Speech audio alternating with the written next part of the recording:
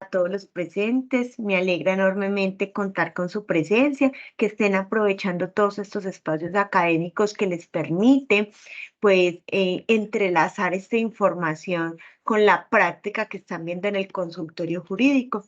Escogimos este tema, más bien el profesor Jairo Fernando López Yepes, que es nuestro asesor de privado, escogió este tema, que son los modos de adquirir la propiedad como una introducción de una serie de temas que vamos a venir abordando en este semestre.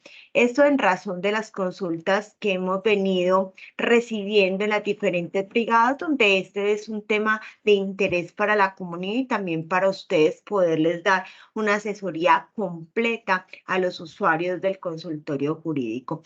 Profesor Jairo, le agradecemos mucho su presencia en el día de hoy y a todos los estudiantes y le doy el uso de la palabra. Feliz día.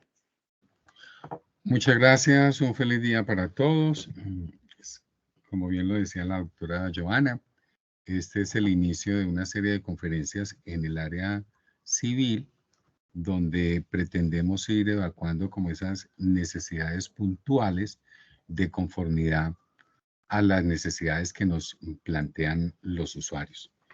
Y es introductorio porque a partir de la claridad en estos conceptos, pues hacia adelante podemos estar hablando sobre lo que son los interdictos posesorios, lo que es el proceso reivindicatorio, las acciones puntuales como tal, que son de gran interés para ustedes.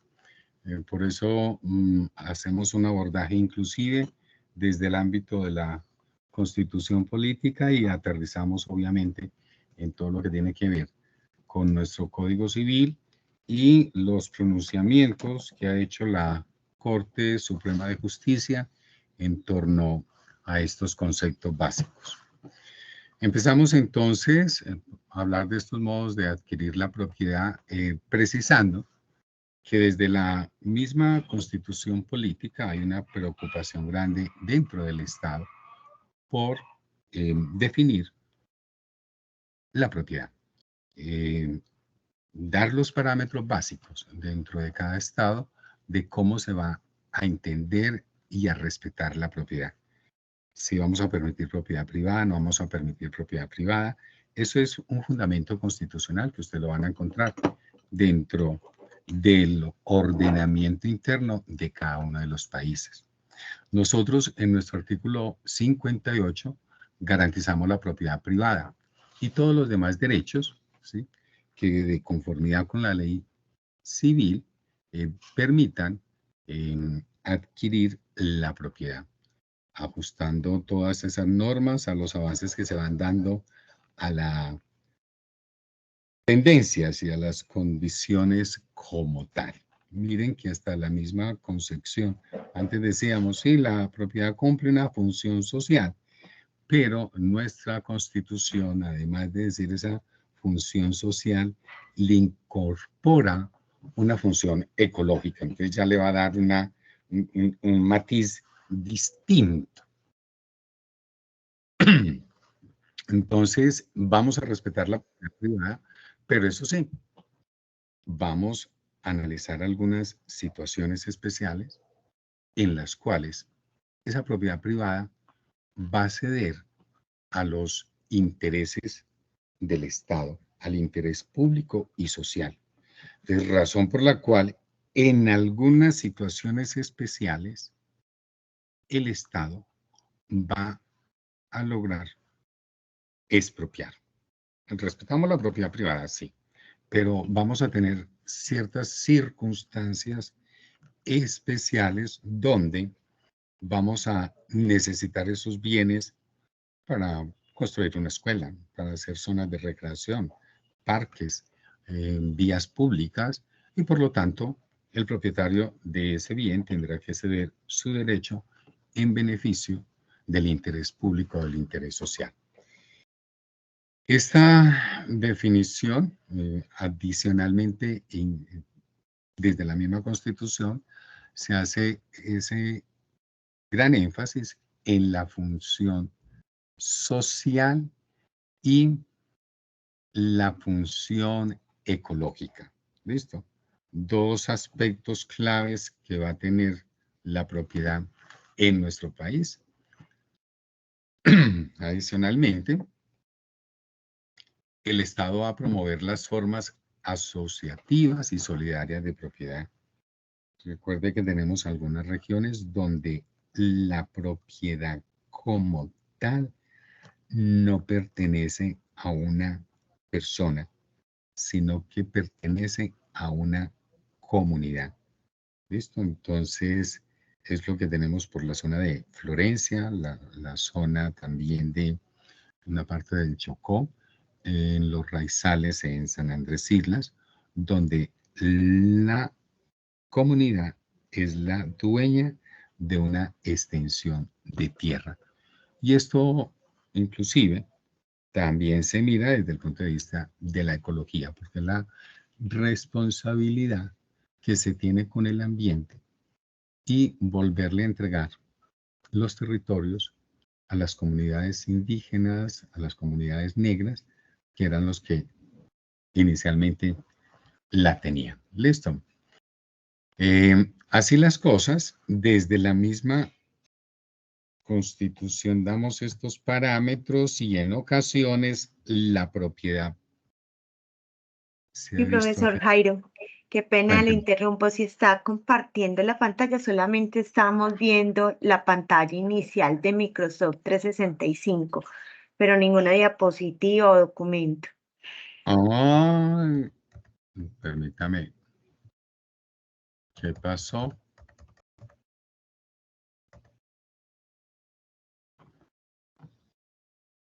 Permítame, ¿qué pasó?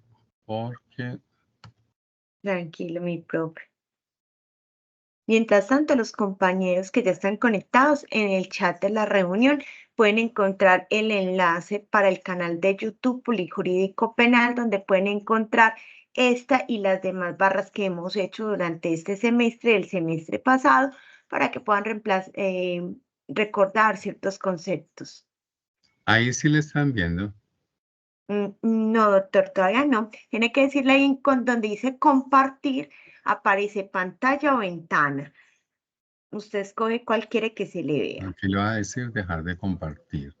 Sí. Listo, entonces voy a volver a compartir pantalla, ventana, son, y le voy a decir seleccionar una pestaña. Usted le puede decir en ventana y en ventana le va a aparecer las diferentes opciones que tiene abiertas Sí, y ahí ven. escoge cuáles. Mm,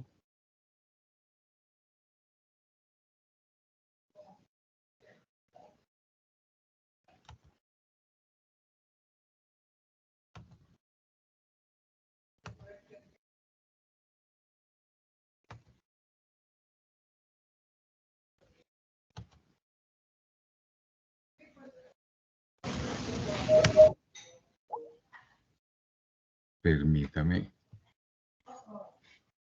porque es que aquí ya no.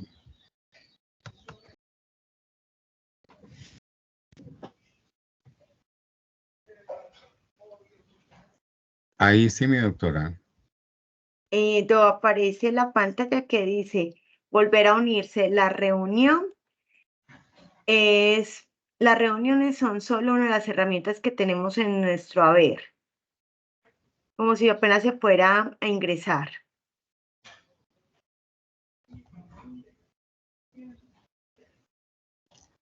¿Será que no me voy por pantalla completa? A ver si ahí ya me deja compartir. Ahí, modo de adquirir la propiedad. Sí, señor, ahí sí. Ahí le da como en la parte de abajo derecha de su Sí. PowerPoint la presentación para que la podamos ver mejor. Ahí sí. Sí, ya sí la vemos. Modo de adquirir la propiedad. Sí, doctor. Esta es lo que estábamos planteando del artículo 58. Ya, vamos ahí en esa parte. Entonces, que por qué ese artículo 58, jóvenes, Mi hemos... profe, pero solamente se está viendo la primera diapositiva que es el título, modo de adquirir la propiedad.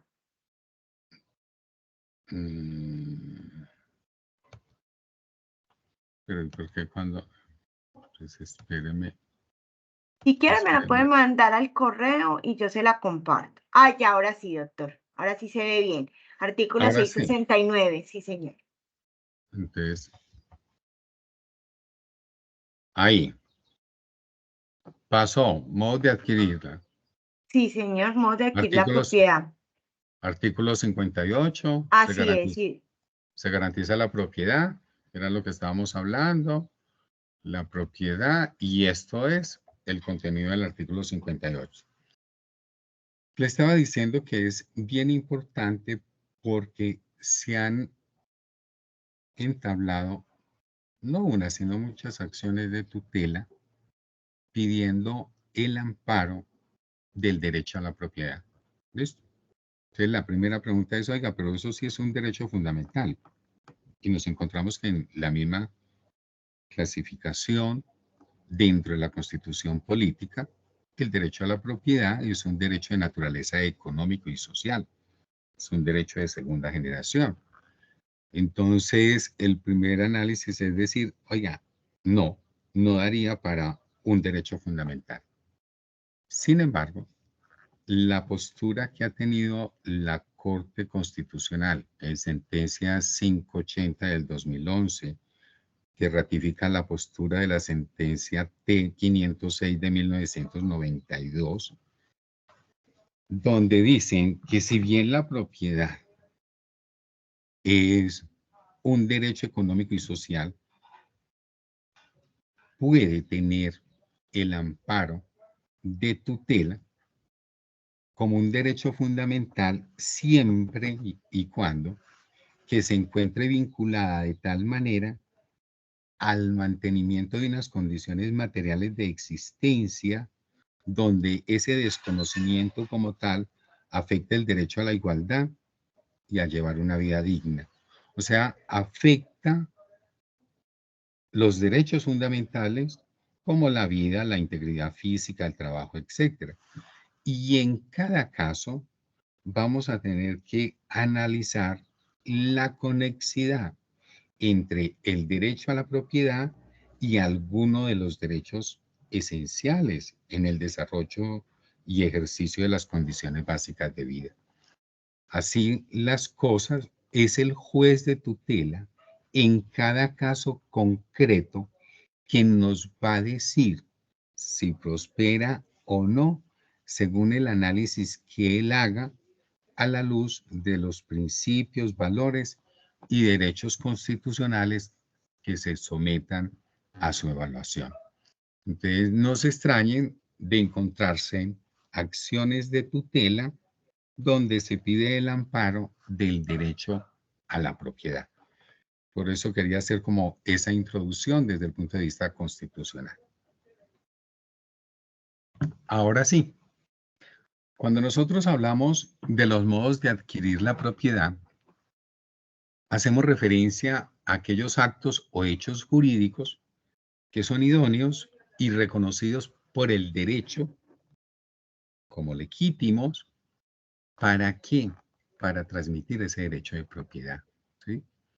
Así las cosas, va a ser esa forma en que nosotros vamos a transmitir o a servir de basamento a la misma propiedad por una situación fáctica. Y ojo con eso, porque son, y así se plantea, son actos o hechos jurídicos, porque pueden ser situaciones que se dan, un aluvión, por ejemplo, y se mueven las situaciones por las corrientes de los ríos, sí, y se presenta un fenómeno natural y hay movención y se va a generar una forma de adquirir propiedad. O sea, son hechos de la naturaleza, hechos del hombre, hechos jurídicos que me pueden generar ese nacimiento como tal de la propiedad. Ahora, la propiedad como tal es un derecho real por excelencia que le va a conferir al sujeto facultades especiales con relación al objeto. ¿Listo? Así las cosas, el derecho de propiedad viene a ser ese poder legal e inmediato que tiene una persona. ¿Para qué? Esas tres cuestiones básicas que hemos cataleteado tanto, de usar, disfrutar y disponer sobre el objeto o la propiedad, siempre y cuando no se vayan a afectar los derechos de los demás ni a sobrepasar los límites impuestos por la ley. Nosotros podemos hacer todo lo que nosotros queramos con nuestras cosas, con nuestros bienes, con lo que es propiedad nuestra. Sin embargo, vamos a tener una limitación. Es más, el Código Civil tenía una expresión simpática donde decía que eso lo podíamos utilizar arbitrariamente, pero esa connotación de arbitrario le dijeron, tampoco. Cuando la Corte Constitucional hace el análisis de la norma, dice, oiga, queda vigente todo y usted puede hacer lo que quiera, pero sujeto, eso sí, a la ley, ¿sí?, al derecho ajeno, respetar lo otro, no es la arbitrariedad. ¿Listo? Así se consagra en el artículo 669 del Código Civil que el dominio, que es en esencia la propiedad, es ese derecho real en una cosa corporal.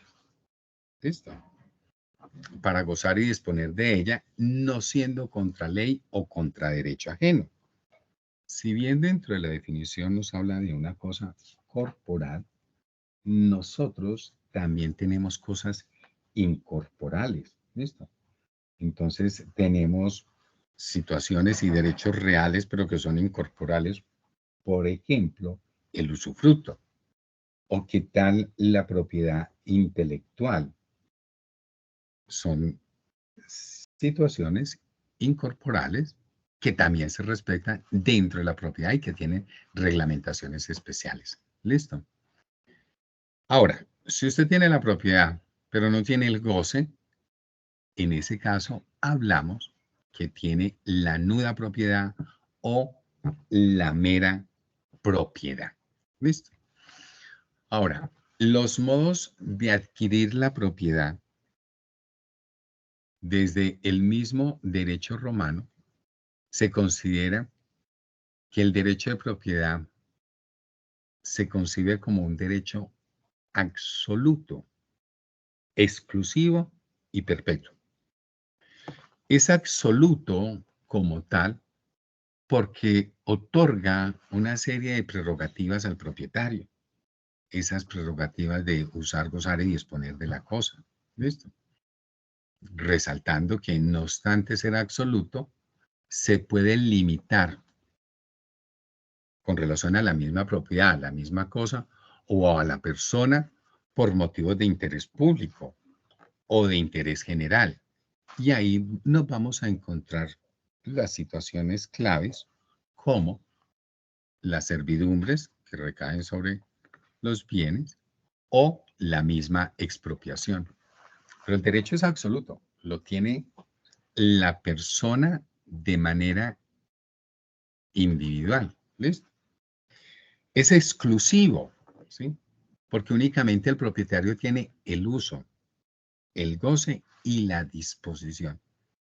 Ojo que esos son elementos claves dentro de la propiedad.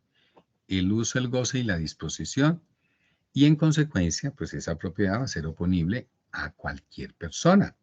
Desde que estén confluyendo todos en una misma persona, vamos a tener el verdadero propietario. La propiedad como tal va a ser individual. ¿Listo? La casa, el carro, el bien. Salvo, ¿sí?, de que se trate de propiedades comunitarias o colectivas. Ojo, porque no obstante, y la figura que se hace ahí y que se explica desde la jurisprudencia y la doctrina, es que no obstante existir la comunidad, la propiedad como tal es única. Entonces, cuando nosotros hablamos de copropiedad, pero la propiedad recae sobre un bien que está fraccionado, pero es solamente un bien. ¿Listo? Entonces, por eso se dice, aún en estas comunidades o en esta colectividad como tal, externamente, la propiedad sigue siendo individual, porque está referida a esa cosa, de la cual decimos que los copropietarios, el colectivo como tal, tiene el uso, el goce y la disposición. Y perpetuo, ¿sí? En la medida de que se transmite más allá de la vida, ¿sí? Perdura como tal en la medida de la existencia de la cosa. Así las cosas, la propiedad, así. ¿Cuánto duran las propiedades? Muchos años, duran de generación en generación. Y el bien, esa es la vocación, que la propiedad tienda a perpetuarse, salvo pues que se pierda la cosa. ¿Listo? En principio el derecho de propiedad como tal no se extingue. ¿Qué puede suceder? Que se pierda la titularidad y en ocasiones puede adquirir visos inclusive de temporales. Cuando desaparece esa titularidad, pues por voluntad del titular, cuando nosotros como tal abandonamos el bien o porque otra persona como tal adquiere el dominio. Nosotros la trasladamos o la dejamos o por la desaparición legal, bien sea por expropiación o desaparición material del objeto. Un terremoto y se cayó la casa. Hasta ahí llegamos. Esas son pues las connotaciones como tal. Se insiste que hoy la propiedad cumple esa función social que implica las obligaciones de una explotación de la propiedad por oposición a la inactividad y adicionalmente la explotación debe ser de tipo económica, de conformidad a las normas y a la técnica, de acuerdo a la utilización de la misma. Y así lo ha interpretado la Corte Constitucional. Se pueden leer las sentencias 413 del 97, 125 del 94, 310 del 95 y 1321 del 2005.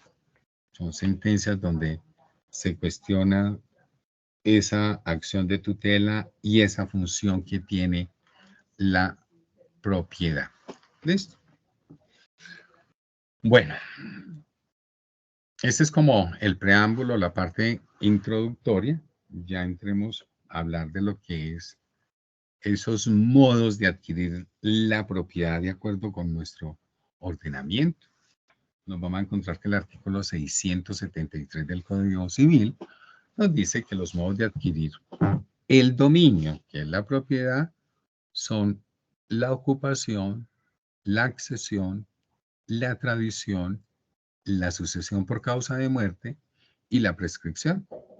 Se refiere a la prescripción adquisitiva como tal. Lo que se trata es de ver estos ítems uno a uno, menos el de sucesión por causa de muerte. ¿Qué es la ocupación?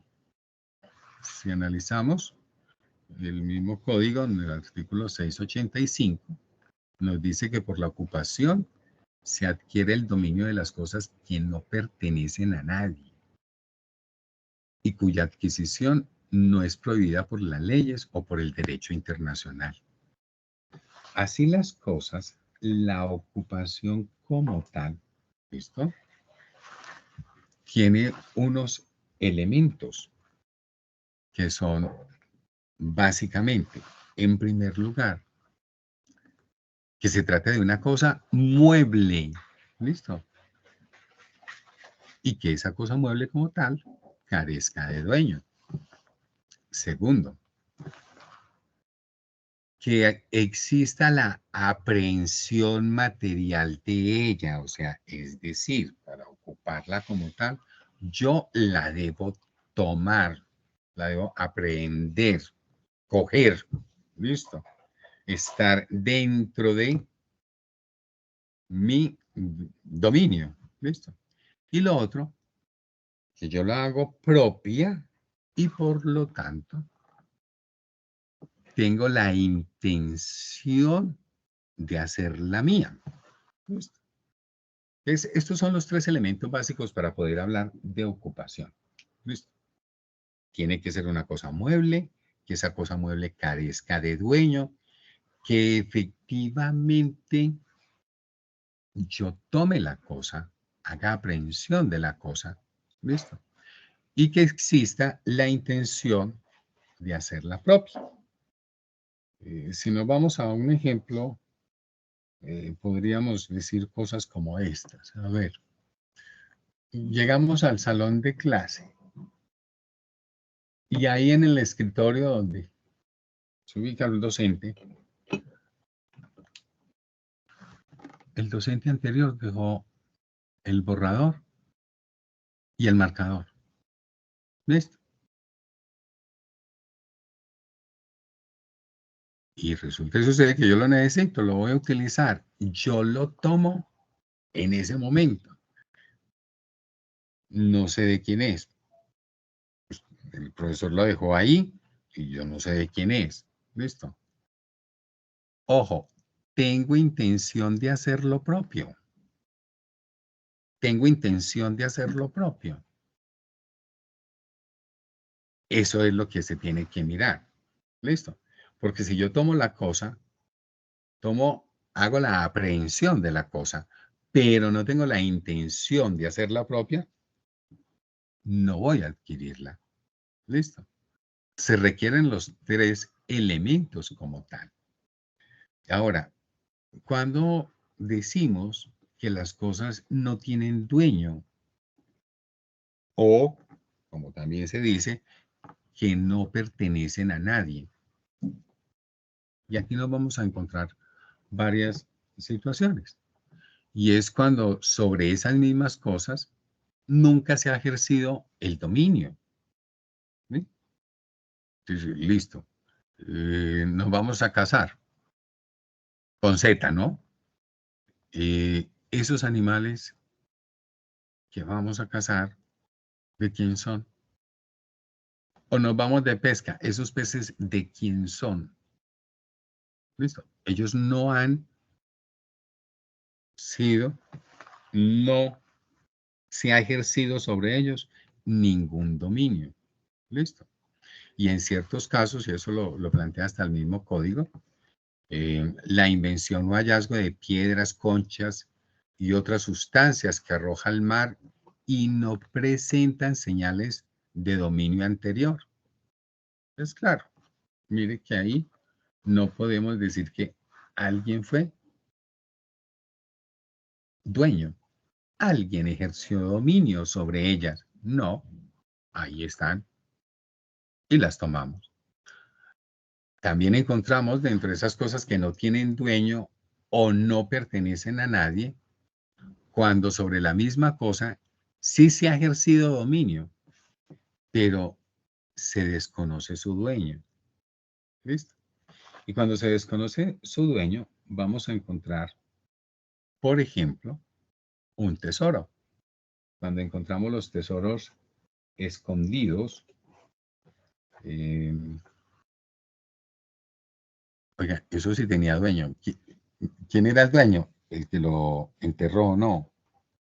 Será el dueño, pero, pero no sabemos quién era. No sabemos quién es.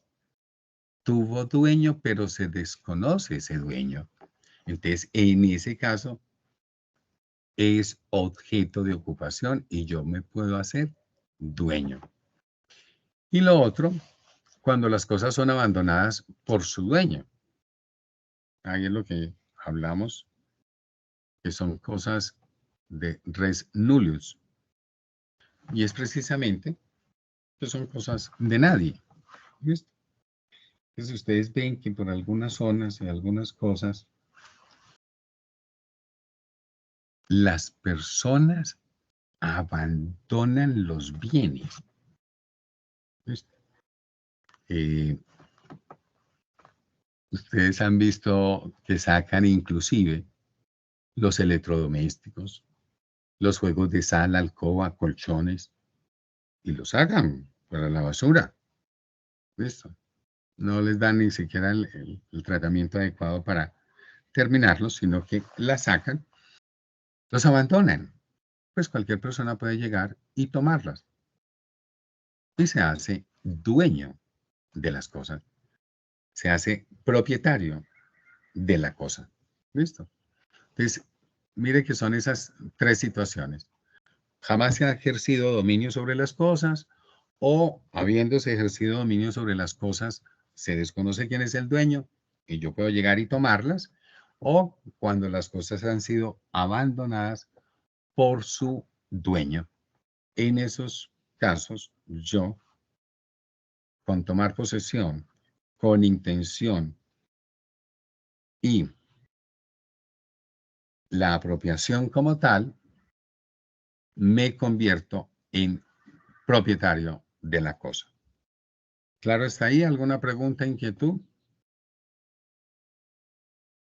Profe, una pregunta, buenos días. Bueno, Los bienes muebles que son sujetos a registro, ¿cómo podríamos tener un ejemplo de la ocupación en estos casos? no, es que si el mueble está sometido a registro, tiene una condición especial. ¿Listo?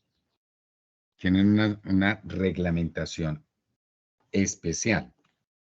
Porque no se puede transferir de esa manera. ¿Listo? Aquí es la restricción o sea, el carro que usted se encontró abandonado en la calle.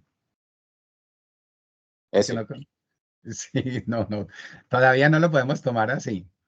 Todavía no lo podemos tomar así. Porque ese sí tiene unas restricciones en la circulación. Estos son, y por eso los res nullius, es que son de nadie, son de nadie.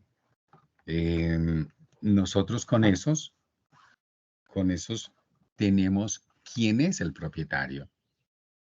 Tenemos el registro de quién es el propietario y podemos constatar quién es el propietario de acuerdo con el registro.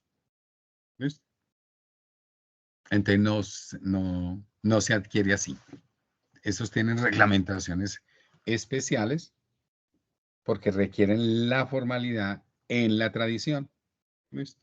Y si no se da la tradición, no se adquiere la propiedad. Esa es la connotación. Pero ahí opera tradición. ¿Listo? Listo, profe. Muchas gracias. Bueno, el otro modo es la accesión. ¿Listo? De acuerdo con el artículo 713,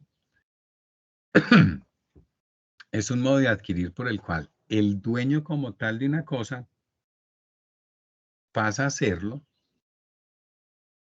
en virtud de lo que la misma cosa produce o de lo que se junta a ella. ¿Listo? Entonces, las situaciones ya acá nos van a permitir hablar de los frutos que nos generan las cosas. Y esos frutos pueden ser naturales o pueden ser civiles. ¿Listo?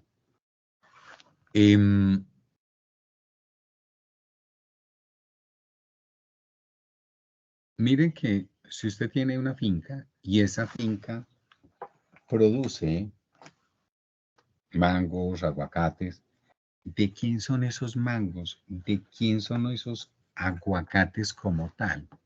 ¿Listo?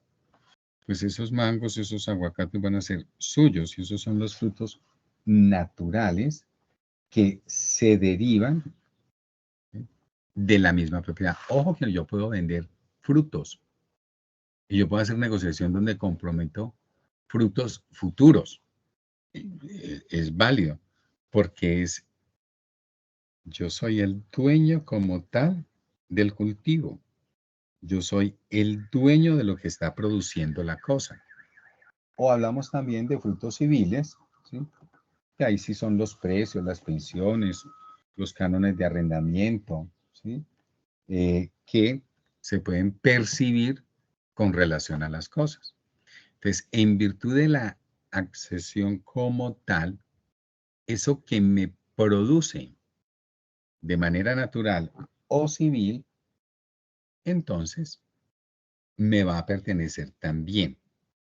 Ahí se presentan las afecciones del suelo, como el aluvión, la accesión, que son las corrientes de los ríos, que se secan los ríos, entonces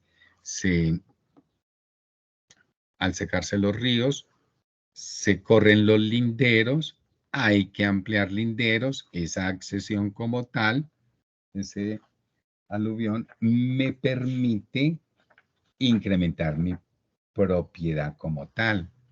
Lo mismo cuando pasa el río, por ejemplo, y el río se bifurca y se crean islas, así lo consagra hasta el mismo ordenamiento. Esa isla como tal le permite a los circunvecinos plantear el derecho sobre la propiedad de esa isla en virtud de la bifurcación como tal que se tiene. O cuando se presenta el fenómeno de que por la corriente se lleva un pedazo de un predio y lo ubica en el otro predio, él tiene derecho para reclamar ese otro predio. ¿Listo? Y si no lo hace, acrecentó el otro predio. Todo eso ustedes lo van a encontrar en el Código Civil a partir del artículo 719 hasta el artículo 739. ¿Listo? Son situaciones especiales. Recuerden que nuestro Código Civil es de muchísima casuística. Si el río si se secó, si se creció, si se movió para un lado. Ojo, ¿qué es lo que yo quiero destacar en esto?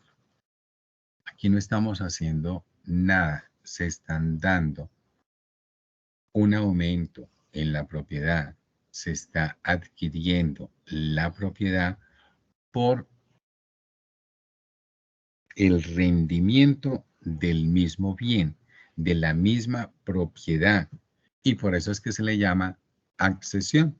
Lo que produce o lo que se junta, lo que se da de ella, pues yo como propietario de ella, obviamente también voy a ser propietario de todas aquellas cosas, de aquellos frutos naturales o civiles que se produzcan. ¿Listo? Tenemos el otro mecanismo que es la tradición. Y la tradición como tal, ¿listo? Es un modo de adquirir el dominio de las cosas. Y consiste básicamente en la entrega que el dueño hace de ellas a otro. ¿Listo? Habiendo por una parte la facultad e intención de transferir el dominio y por la otra la capacidad e intención de adquirirlo. Aquí es lo que nosotros hablamos del tradente y del adquiriente. ¿Listo? Tradicionalmente, el tradente es el que va a trasladar y el adquiriente el que va a recibir. ¿Listo? Esta tradición como tal se aplica para todos los derechos reales. Nosotros, en esa tradición, y aquí sí estamos retomando puntualmente, la tradición de la cosa corporal mueble debe hacerse significando. Si la tradición la voy a hacer sobre una cosa mueble, yo tengo que precisar lo que se transfiere, lo que voy a entregar, y lo puedo hacer a través de uno cualquiera de los siguientes medios. En primer lugar, permitiéndole la aprehensión material de la cosa presente. ¿Listo? Mire, yo le estoy... ¿Cómo va a ser la tradición como tal de la cosa mueble? Entregando la cosa. Una silla. Ya me entenderán. Un sombrero. Listo. Un lapicero. Yo entrego la cosa como tal. Listo. O mostrándola simplemente en estas condiciones y así lo voy a hacer. Entregándole las llaves como tal del almacén o del lugar donde está o de la caja fuerte donde está la cosa guardada para que la persona vaya por ella. O colocando la cosa en el lugar que nosotros previamente hubiésemos establecido. Entonces yo le entrego la cosa ojo, en el puerto de Barranquilla, en el puerto de Buenaventura. Allá le entrego la cosa, allá le hago la tradición como tal. Y lo otro, por la venta, donación u otro título cualquiera de enajenación, conferido al que tiene la cosa mueble como, ojo, usufructuario, arrendatario, comodatario, depositario o cualquier otro título no traslaticio de dominio. O como mero contrato en que el dueño se constituye en usufructuario, comodatario o arrendatario. ¿Listo? Entonces, yo como tal, ojo, en esto voy a entregar la cosa, pero voy a hacer la tradición con esa entrega, con esa destinación, con esas condiciones especiales por ser bienes muebles, porque la tradición de bienes inmuebles o bienes raíces requieren la inscripción del título en la Oficina de Registro e Instrumentos Públicos. Y recuerden, ya aquí, que algunos muebles tienen, para perfeccionarse en la tradición, la inscripción también en registros. Por ejemplo, los navíos, por ejemplo, los vehículos, por ejemplo, los aviones. Tenemos que hacer unos registros para poder constituir la tradición. Lo mismo, si nosotros queremos constituir un usufructo sobre un bien inmueble o un derecho de uso o habitación, ¿listo? Y queremos que nos respeten ese usufructo, los tenemos que registrar. Mientras no esté registrado, no se tiene. El bien como tal no está grabado. ¿Listo? Esos son los requisitos que se tienen ahí. ¿Listo? Lo otro, la adquisición del dominio por prescripción, lo que llamamos la usucapión, que tiene como fundamento la posesión. ¿Listo? Y aquí, desde la misma corte y en todo momento, se toma la teoría planteada por Vieri, donde dice que la posesión no es más que la posición avanzada de la propiedad. Eso es lo que nos plantea Vieri. Y nosotros en el artículo 762 del Código Civil planteamos que la posesión es esa tenencia de una cosa determinada con ánimo de señor o dueño. Sea que el dueño o el que se da por tal tenga la cosa por sí mismo o por otra persona que la tenga en lugar y a nombre de él. ¿Listo?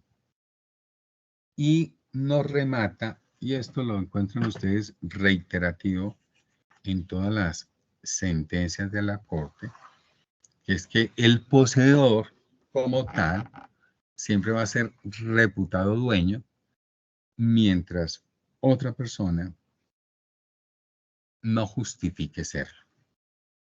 En esta parte es importante que tomen nota de la sentencia 5187 del 2020 de la Corte Suprema de Justicia. El magistrado Tolosa es el ponente en esta sentencia, retoma todas estas cosas y hace un análisis bien interesante sobre la propiedad, la posesión y la tenencia. Y dice, mire, esos son unos fenómenos jurídicos inconfundibles. Tienen cada uno sus características. Sin embargo, esos conceptos son complementarios y en esencia hacen parte de una misma unidad. ¿Listo? Y es como hablar de la trilogía de los derechos, así lo plantea el magistrado Tolosa, esa trilogía de los derechos donde cuando hablamos de propiedad, ¿listo? En la propiedad como tal, son tres personas distintas, un solo Dios verdadero. Tenencia, posesión, propiedad. Se complementan como tal. Y así se dice. Mire, cuando usted se refiere a la tenencia, en la tenencia como tal, lo que se tiene es ese poder externo y material sobre el bien. ¿Listo? Y ese poder externo nosotros lo ejercemos sobre una cosa. Ojo, porque quien tiene la tenencia no actúa como dueño, sino en lugar o a nombre del dueño. Por ejemplo, un secuestre o un acreedor prendario o un usufructuario. ¿Listo? Un usuario como tal. Tiene la mera tenencia de la cosa. El arrendador tiene la mera tenencia de la cosa. Está reconociendo dueño ajeno, pero tiene en su poder la cosa. ¿Listo? Muy bien. Ese es el tenedor. El poseedor como tal, mire cómo se viene complementando todo. ¿Listo? Además de tener ese poder material, tiene la cosa en su poder, de tener la cosa en su poder, tiene adicionalmente ese animus de señor y dueño. El comportarse respecto del bien como si fuera propietario del bien. ¿Listo? Actúa como señor y dueño, pero no es el dueño. Ah, ya. Y si nos vamos a la propiedad, el propietario como tal es el que tiene el uso, el goce y la disposición, o lo que se plantea desde la doctrina, el ius utendi, el ius freundi y el ius abutendi. Claro, todo está confluyendo en una sola persona. Es un derecho en red. Es un derecho en la cosa como tal. ¿Listo? Y esa posesión como tal, en esas condiciones, unida al dominio, pues, me da la propiedad. Por eso, en ocasiones se dice, Padre, Hijo y Espíritu Santo, tres personas distintas, un solo Dios verdadero. ¿Dónde está la propiedad? Pues cuando usted reúne la condición de tenedor, poseedor y propietario. Esa es como la connotación, porque tiene la nota especial. Lo otro que se tiene que tener claro es que cuando nosotros tenemos la mera tenencia, nosotros ahí lo que tenemos es solamente el corpus. En la posesión tenemos corpus y ánimos. ¿Listo? Y ojo con esto, que lo consultan mucho en los diferentes espacios. ¿Listo? Y cuando salimos por ahí, oiga, es que yo llevo 25 años, 30 años como arrendador, entonces yo no me puedo convertir en dueño.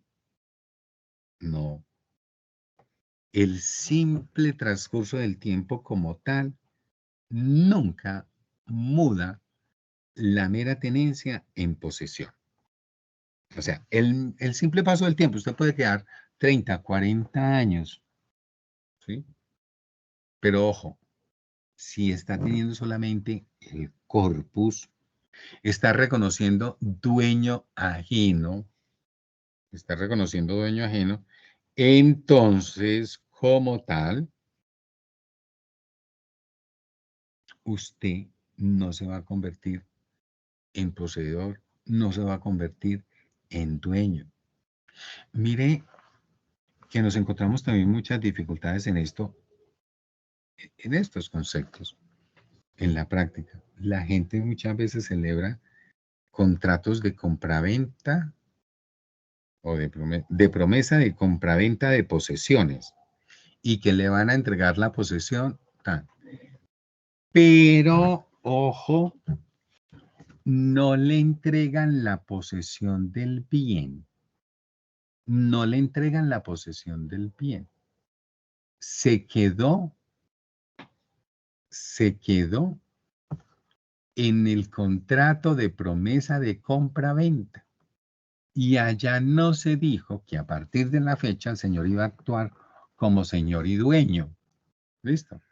Y como no se dijo que iba a actuar como señor y dueño, sino que le iban a vender y que más adelante se iba a materializar el negocio, yo le puedo hacer una entrega parcial del bien. Yo le puedo hacer una entrega parcial del bien y se lo entrego parcialmente. Pero lo estoy convirtiendo en dueño. No. ¿Lo estoy convirtiendo en poseedor? No, porque está mediado por un contrato de promesa donde no estoy trasladando la situación. Estamos en una situación contractual. Esa situación también fue discutida por la Corte en otra sentencia y así conceptuó. Perdóneme. Sí, ustedes hicieron el contrato de promesa y usted comenzó dentro del predio a construir, a levantar, pero también lo abandonó. Y así estuvo por espacio de 6 años. Y después se demandó a la señora para que efectivamente celebrara la correspondiente escritura. Entonces no me diga que usted estuvo actuando durante ese tiempo como señor y dueño, porque usted estaba reconociendo un dueño. Y cuando se reconoce dueño, no se pierde la calidad de mero tenedor. Para perderse la calidad de mero tenedor, ¿listo? Ojo, usted puede comenzar como mero tenedor, pero si en un momento de la relación usted desconoce al dueño y comienza a hacer actos de señor y dueño, ¿listo? Entonces, tiene la posibilidad de que en 30 años se convierta en dueño. Porque esa situación ahí para la mera tenencia ya no son 5, 10, no, hablamos de 30 años, ¿sí? Esa es la condición donde usted esté actuando. Tuvo inicialmente la condición de tenedor, pero pasaron 6 meses, 1 año, y comenzó a desconocer y a realizar actos de desconocimiento al dueño. Entonces ya ahí no solamente tenía el corpus, sino también el animus. Y al tener el animus, entonces ahí sí podría, pero es la única situación. Y mire que la restricción desde el ordenamiento en este caso como tal es de 30 años. ¿Listo? Y obviamente, pues en esos 30 años, pues usted actuó como señor y dueño y adicionalmente el dueño como tal nunca ejerció actos de señor y dueño. Así las cosas, ¿listo? Lo que se sigue con este parámetro, lo que nosotros vamos planteando es que programar como unas sesiones, una sesión dedicada a hablar de esos acciones que protegen la posesión y que protegen la propiedad. Porque ya los actos de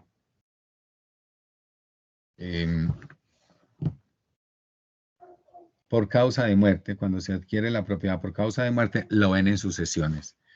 Hasta ahí la temática. 1 minuto para preguntas.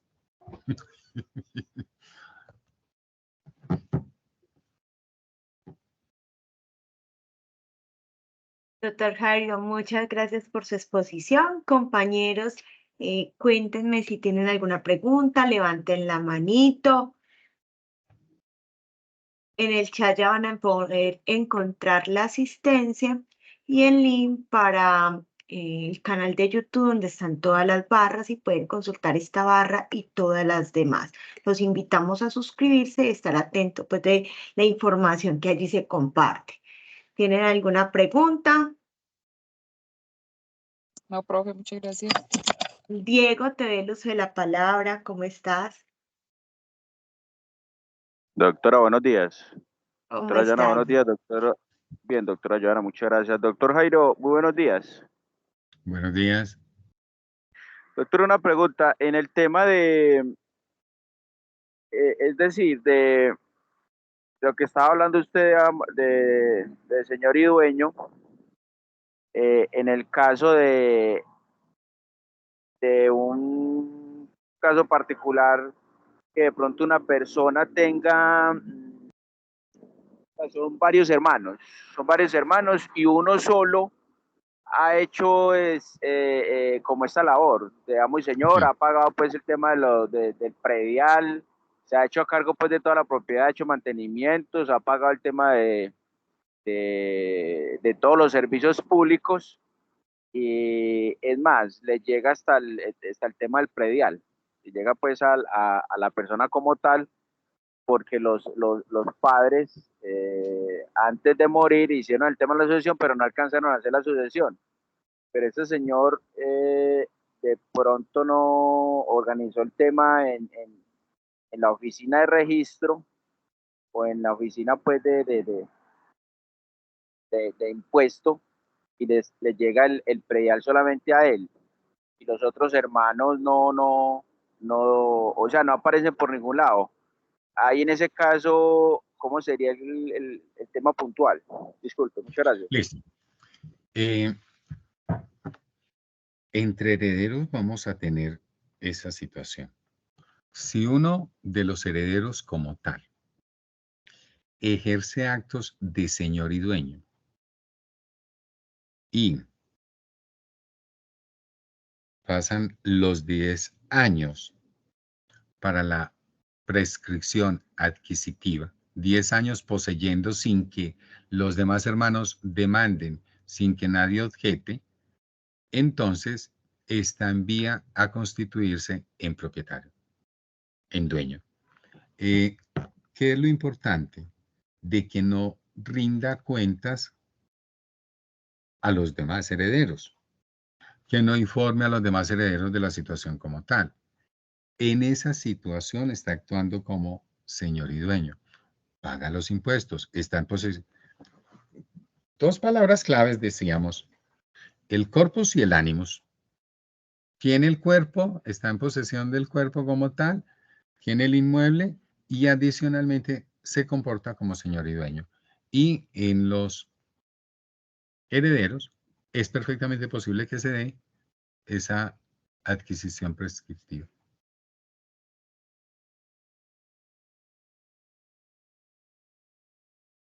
Doctor, muchas gracias, porque estaba leyendo un tema hay una ley que salió creo que salió en el 2000, la que la estoy buscando por acá, está la ley 1561 del 2012, que habla de ese tema. No sé si de pronto estoy un poco desubicado.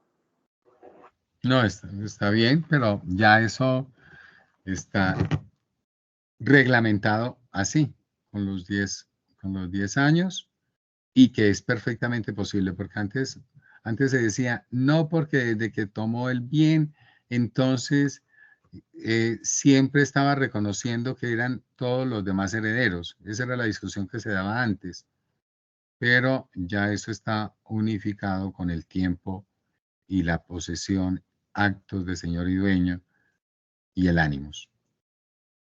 Bien. Doctor, muchas gracias. Entonces,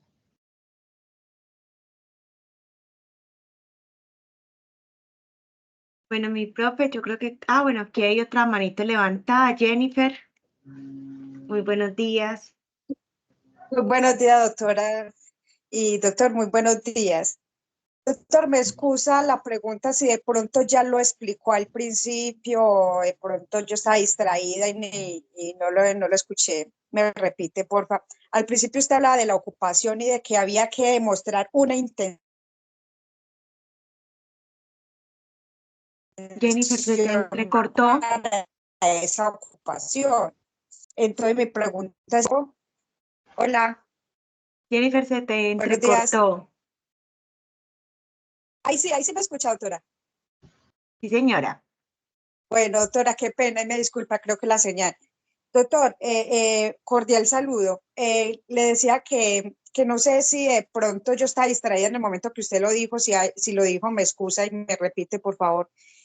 Hablaba de la ocupación, el principio de la clase, que había dos formas para la ocupación y que la intención para la ocupación había que demostrarse. ¿Cómo demuestra uno la intención de esa ocupación? En el hecho de que yo podría decir, no, es que yo solamente lo tomé prestado o eso, no conocía al dueño. correcto. Pero es que, ¿cómo lo vamos a demostrar? Sí. Ojo, tiene que hacer la aprehensión de la cosa como tal, que la cosa no tenga dueño ajeno y actuar como si fuera el dueño sobre esa cosa.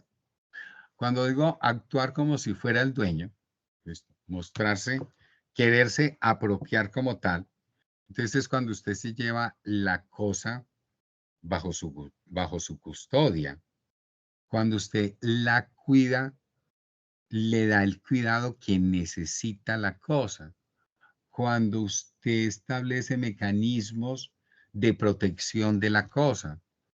Con eso está demostrando esos actos de dueño. Bueno, esos son los actos de ocupación, ¿cierto? Pues usted habla de una intención, que esa intención tenía que ser demostrada. O sea, ¿cómo hago yo para demostrar que yo realmente tenía intención de quedarme con eso? A ver, lo que pasa es que las intencionalidades se derivan de los comportamientos externos. Y el comportamiento externo es lo que me permite a mí concluir que usted tenía la intencionalidad. ¿Listo? Entonces, pero le digo, si usted toma la cosa, la cuida, la protege,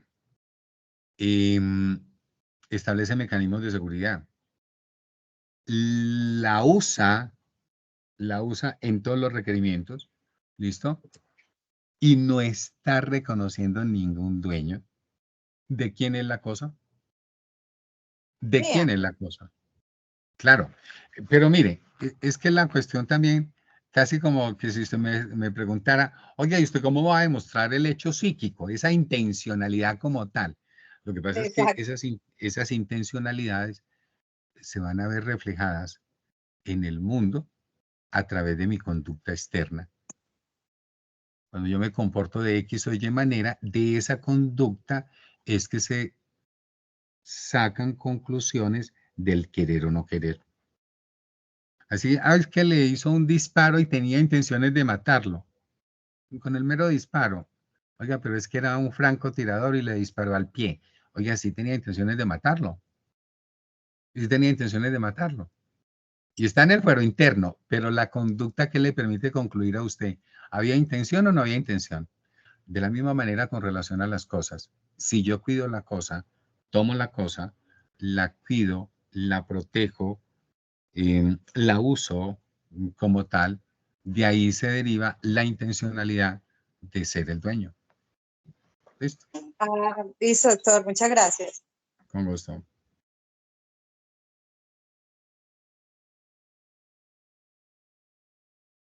Bueno, mi profe, muchas gracias. Damos entonces por concluida esta barra académica y le ¿Por agradecemos qué, a todos doctora? su presencia.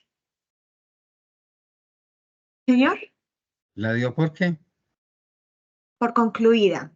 Ah, muy bien. Muchas gracias. Muchas gracias a todos ustedes. Hasta Muchas luego. gracias, doctora y doctor. Feliz día Chao, para hasta todos. luego. Feliz día. Hasta luego, doctor. Muchas